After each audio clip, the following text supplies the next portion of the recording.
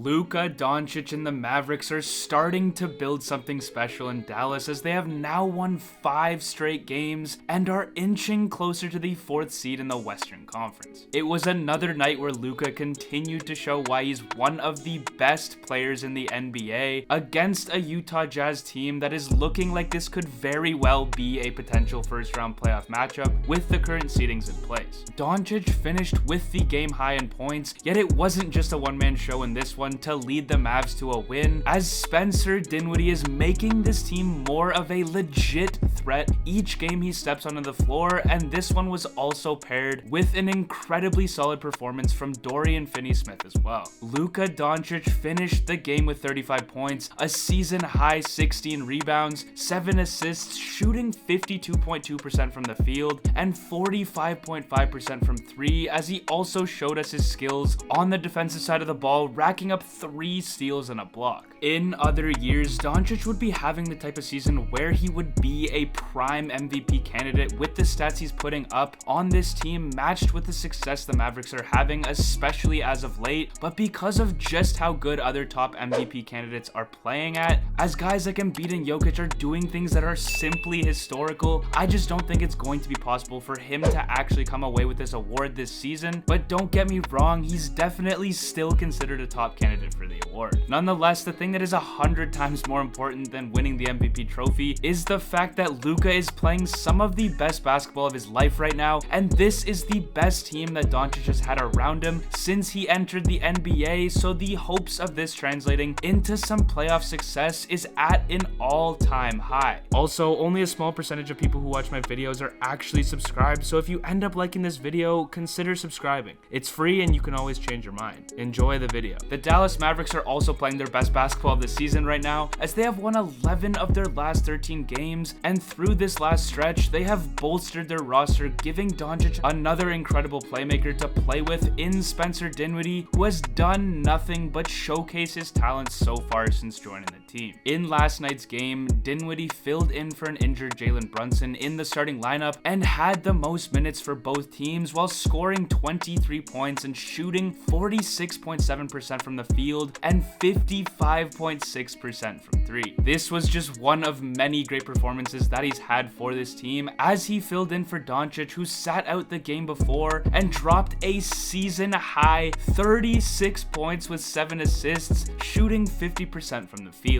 Dinwiddie and the Mavericks are also 7-1 in the 8 games he's played for them, and he's been able to average 18.3 points, 4.8 assists, 2.4 rebounds, while shooting 54.7% from the field and 44.7% from 3. It's safe to say that a lot of people forgot just how good Dinwiddie used to be, especially considering he's a second or third option behind one of the best players in the NBA. At the same time, I think many people are underestimating just how big of a pickup this is for the Dallas Mavericks, as another playmaker is not only going to elevate the game of Doncic in the playoffs, but it's also going to be crucial for the success of the team's emerging star in Jalen Brunson. Outside of Brunson and Doncic, the Mavs have next to no playmaking, and this was a massive flaw for the team in last year's first round exit, as whenever Brunson was asked to run the show on his own with Doncic off the floor, it was a near disaster, as his true shooting percentage dropped from 70.5% playing with Doncic, which is an incredibly high number, all the way down to 46.3% without him, which just isn't nearly enough if you're going up against solid playoff teams like the Clippers. Brunson plays better when he has another talented playmaker on the floor with him to take some of the pressure off and ensure that he is hardly ever the defense's primary concern, as he is at his best when he takes advantage of openings created by a big point guard who demands a ton of defensive attention. This is where Dinwiddie comes into play to be crucial for the success of Brunson. Dinwiddie is nowhere near the level of Luka Doncic, but he duplicates several of Luka's strengths, as he is massive for a point guard, being listed at 6'5", and he leverages his extreme size and length to get to the rim and finish or create open shots for teammates. And so far, this duo of Dinwiddie and Brunson on the court together has been everything the Mavs have hoped for, as in just 82 minutes together on the floor, they have a net rating of plus 16.2, and since Dinwiddie has joined the team, Brunson has been shooting 63% from 3, has averaged 16.7 points per game with a true shooting percentage of 62.8%, and all of this is on top of the fact that the Mavs are 6-1 with both of them in the lineup. Especially since this duo on the court together will most likely be facing opposing bench units, other teams simply won't be equipped to handle two playmakers that are this good while giving Doncic some rest. This deal is going to do wonders for the Dallas Mavericks that I'm not sure most people truly understand the impact that it's inevitably going to have. I went more in depth in my last video on the Dallas Mavericks with how this team has stepped up defensively this season and why the Mavs being a top 10 defense in the NBA could very well be the difference maker for hopefully a long playoff run this postseason. So make sure you guys check that one out after this one. We all know what Doncic is going to do and exactly what he's capable of, and in just his 4th season in the NBA, he has never had a better team defensively, nor has he had a better supporting cast in general on this team in my opinion. Defensively,